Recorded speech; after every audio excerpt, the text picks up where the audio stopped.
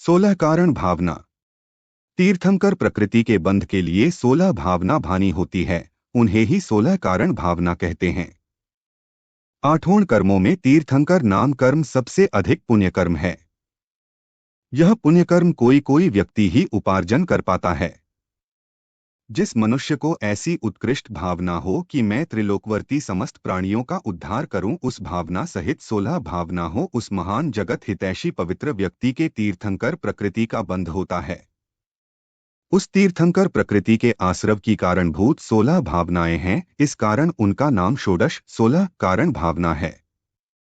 उनके नाम ये हैं: दर्शन विशुद्धि, विनय संपन्नता, शीलव्रतेशवंतीचार, अभीक्ष्ण ज्ञानोपयोग, संवेग, शक्तितस्त्यागन, शक्तिस्तप, साधुसमाधि, वैयावृत्य, अर्हत भक्ति, आचार्य भक्ति, बहुश्रुत भक्ति, प्रवचन भक्ति, आवश्यका परिहारिणी, मार्ग प्रभावना, प्रवचन वात्सल्य। ये षोडश कारण भावनाएं तीर्थंकर नाम कर्म के आश्रव के कारण है।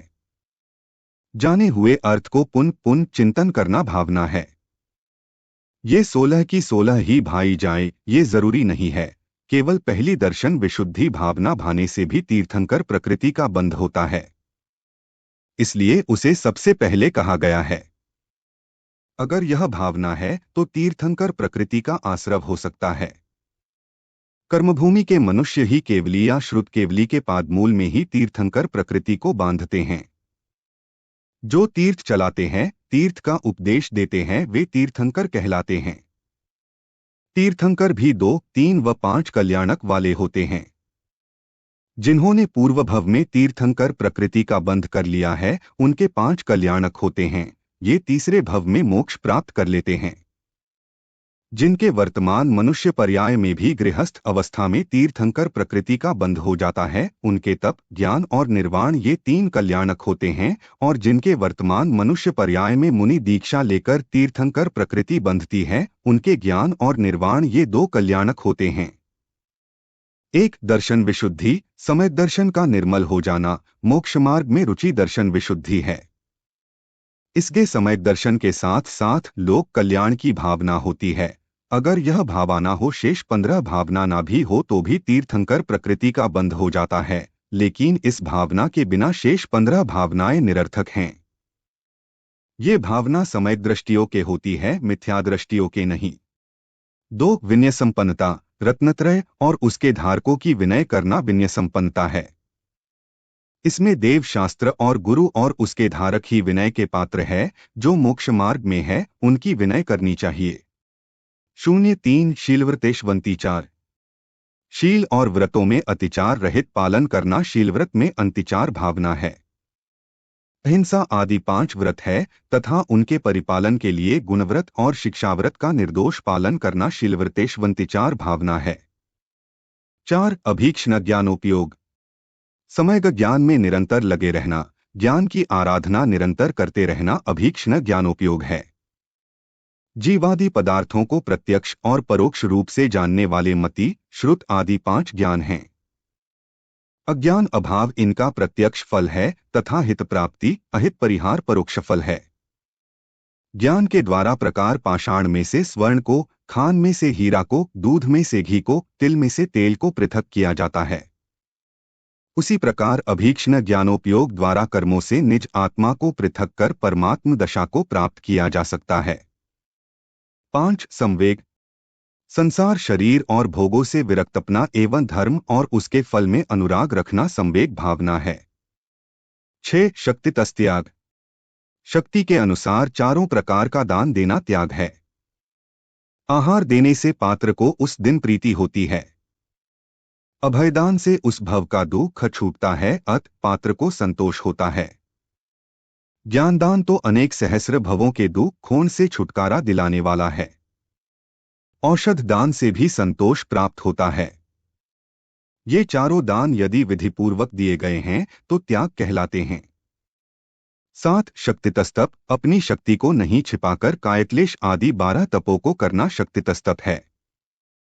यह शरीर दुख का कारण है, अशुचि है। कितना भी विषय भोग सेवन किया जाए पर इसकी तृप्ति नहीं होती। यह अपवित्र होकर भी शीलव्रत आदि गुणों के संचय में आत्मा की सहायता करता है। ऐसा विचार कर विषयों से विरक्त हो आत्मकार्य के प्रति शरीर का नौकर की तरह उपयोग कर लेना उचित है।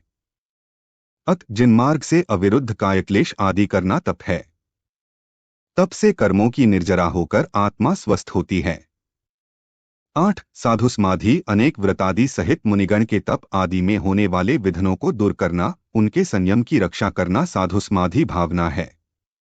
9 वैयावृत्यकरण गुणवान पुरुषों पर दुख आ पड़ने पर निर्दोष विधि से उनकी सेवा आदि करना वैयावृत्यकरण भावना है। 10 अरहत भक्ति केवल ज्ञानरूपी दिव्य नेत्र के धारी अरिहंत भगवान के गुणों में अनुराग करना, उनकी पूजा वंदना स्तुति आदि करना अरहत भक्ति है। विशेष अरहत परमेष्ठी को चैत्य भक्ति एवं पंच महागुरु पूर्वक नमस्कार करते हैं। 11 आचार्य भक्ति आचार्य परमेष्ठी के गुणों में अनुराग करना, उनकी पूजा वंदना स्तुति आदि करना आचार्य भक्ति है। विशेष आचार्य परमेष्ठी को सिद्ध भक्ति एवं आचार्य भक्ति पूर्वक नमस्कार करते हैं। किंतु सिद्धांत ज्ञाता आचार्य के लिए सिद्ध भक्ति श्रुत भक्ति एवं आचार्य भक्ति पूर्वक नमस्कार करते हैं। 12 बहुश्रुत भक्ति शास्त्रों को पढ़ाने वाले उपाध्यायों के गुणों में अनुराग करना, उनकी पूजा वंदना स्तुति आदि करना बहुश्रुत भक्ति है। उपाध्याय परमेष्ठी 11 अंग 14 पूर्व के ज्ञाता चारों अनुयोग के पारगामी होते हैं।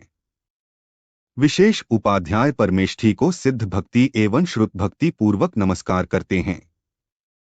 13 प्रवचन भक्ति मोक्षमहल में पहुंचाने वाले श्रुतज्ञान जिनवाणी के गुणों में अनुराग करना, उनकी पूजा वंदना स्तुति आदि करना प्रवचन भक्ति है। अरिहंत भाषित इन आगम शास्त्रों को योग्य काल में पढ़ना पढ़ाना सुनना मनन करना चाहिए।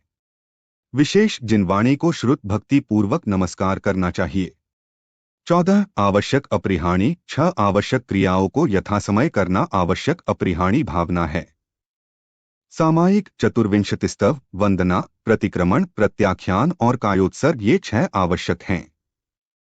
इन क्रियाओं को यथासमय बिना हानि के स्वाभाविक क्रम से करते रहना चाहिए। 15 मार्ग प्रभावना ज्ञान तप और दान आदि के द्वारा जिन मार्ग की प्रभावना करना मार्ग प्रभावना भावना है। विशेष साधु ज्ञान ध्यान एवं तप के माध्यम में प्रभावना करते हैं एवं श्रावक दान एवं पूजा के माध्यम से प्रभावना करते हैं। 16 प्रवचन वत्सलत्व साधर्मियों के प्रति गौ के समान वात्सल्य रखना प्रवचन वत्सलत्व भावना है। जैसे गाय अपने बछड़े से अकृत्रिम स्नेह करती है, उसी तरह धार्मिक जन को देखकर स्वाभाविक प्रेम होना ही प्रवचन वत्सलत्व भावना है। ये 16 कारण भावनाएं तीर्थंकर प्रकृति के आश्रव का कारण होती हैं। 16 कारण षोडश कारण भावना का वर्णन पूर्ण हुआ। जिनवाणी माता की जय।